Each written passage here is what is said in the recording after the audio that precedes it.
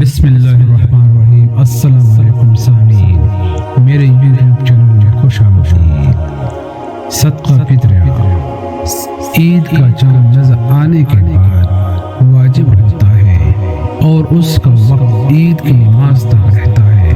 البتہ صدقہ فطر کا وقت عید کی نماز کے لیے جانے سے قبل، کیونکہ نبی کریم صلی اللہ علیہ وسلم کا یہی متعین ہے۔ اللہ تبارک و تعالیٰ نے رمضان المبارک کے اختتام پر صدقہ فطر واجب قرار دیا تاکہ تقصیر، کوتاہی اور گناہوں کی وجہ سے روزوں میں جو خلل واقع ہوا وہ جاتا رہے۔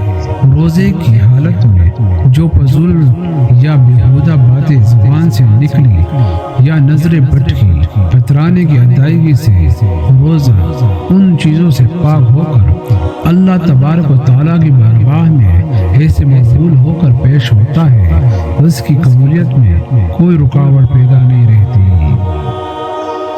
صدقہ فطر ایک حکمت یہ بھی ہے کہ صدقہ اللہ تعالیٰ کی اس عظیم نعمت کا شکر ہے کہ اس نے ہمیں رمضان کا مبارک مہینہ عطا فرمایا اور روزہ رکھنے، قیام کرنے اور دیگر عبادت بجا لانے کی توفیق بخشی، کیونکہ یہ سب کچھ تو بغیر توفیق الہی کے ممکن نہ تھا۔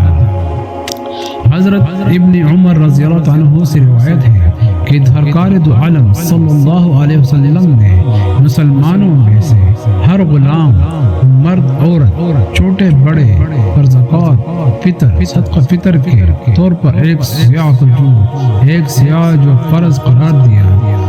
رسول اللہ صلی اللہ علیہ وسلم نے صدقہ فطر کو مسکینوں کا کھانا بتلایا اور فرمایا، انہیں عید کے دن سوال کرنے کے بے نیاز کر دو۔ عید تمام مسلمانوں کی خوشی کا دن ہے، لیکن کچھ خاص لوگ اپنی مالی مجبوری کی وجہ سے اس عام میلے تہوار میں شریک نہیں ہو سکتے، لہٰذا استطاعت پر صدقہ فطر واجب کیا گیا تاکہ اس صدقے کے ذریعے محتاج لوگوں سے تعاون کر کے انہیں اس لائق بنا دیا جائے کہ وہ عید کی خوشی کے موقع پر تمام مسلمانوں کے ساتھ شریک ہو سکے۔ حضرت ابو سعید خدری رضی اللہ تعالیٰ عنہ فرماتے ہیں کہ ہم کانے میں سے ایک سیاہ یا جڑ میں سے ایک سیاہ یا کھجور میں سے ایک سیاہ یا خشک انگوروں میں سے ایک سیاہ صدقہ فطر نکالا کرتے تھے۔ بخاری اور مسلم۔ یہاں واضح رہے کہ سیاہ وزن کا پیمانہ نہیں بلکہ ماپ کا پیمانہ ہے۔ البتہ سیاہ کا مقدار بعض اہل علم 2 کلو 40 گرام، بعض 2 کلو 100 گرام، اکثر اہل علم 2.5 سے یعنی تقریباً 2.5 کلو بتلاتا ہے۔ لہذا احتیاط اسی میں ہے کہ صدقہ فطر دیتے وقت سیاہ کا وزن 2.5 کلو ناپا جائے۔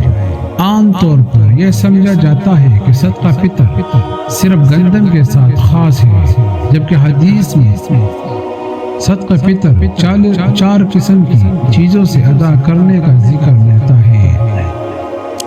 ایک کشمش، دوسرا خشک کھجور، تیسرا جو اور چوتھا گندم، جبکہ ہر وہ مسلمان جس کی ملکیت میں 5 چیز سونا، چاندی، نقد رقم، مال، تجارت اور ضرورت سے زائد اشیاء میں سے کوئی ایک یا ان 5 کا مجموعہ 52 تولے چاندی کی قیمت کے بقدر ہو، خواہ اس نصاب پر پورے سال گزر گیا ہو یا گزرا ہو، تو اس پر اپنی طرف سے اور زیر کفالت نابالغ بچوں کی طرف سے صدقہ فطر ادا کرنا واجب ہے۔ اور ایسے شخص کے لیے جو کہ مذکورہ بالا نصاب کا مالک ہو، زکوٰۃ، صدقہ فطر اور صدقات واجب لینا جائز نہیں۔ مرد کے ذمہ نابالغ اولاد کے علاوہ کسی اور رشتہ دار مخلوع، مثلا بیوی، بالغ اولاد، بہن، بھائی، غرض کسی بھی دوسرے رشتہ دار کی طرف سے صدقہ فطر ادا کرنا واجب نہیں، اگرچہ اس کے زیر کفالت ہی ہو۔ البتہ بالغ اولاد اور بیوی کا فطرانہ ان سے اجازت لیے بغیر ادا کر دیا تو ادا ہو جائے گا، بشرط یہ کہ بالغ اولاد کے عیال میں ہو۔